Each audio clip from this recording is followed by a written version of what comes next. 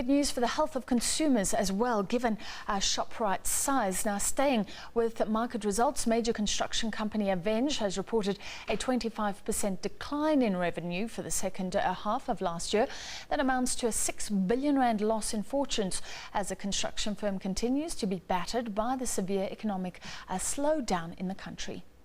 Sandton, the country's finance hub, one of a few places nationally which is seeing significant construction activity. Construction giant Aveng is in charge of the site.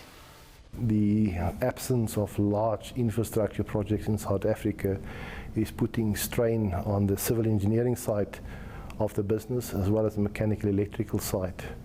Encouraging though is the building sector, which is now about 55% of the SA construction order book, is doing reasonably well, and the prospects is also quite good.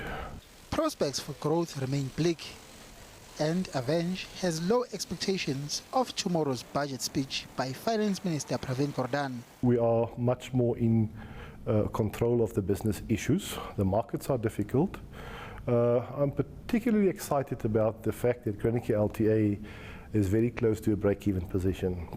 As you may be aware, that business has been making losses and negative cash flow for a number of years, and under the new management is tracking very well to get to a full break-even in the short term. In the current environment, construction companies are focusing on minimizing losses instead of profit growth.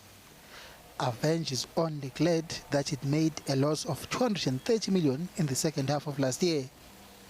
That's a lot better than the 700 million loss it suffered in the second half of 2014.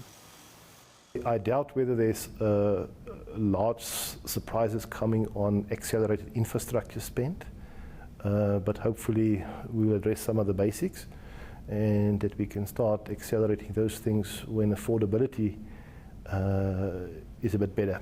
Aveng is now looking overseas for growth. It has operations in Australia, Southeast Asia and the Middle East. It says the situation is a bit better there, and it managed to record a 37% growth in revenue to R2.5 billion. Mbongeni Mutua, SABC News, Johannesburg.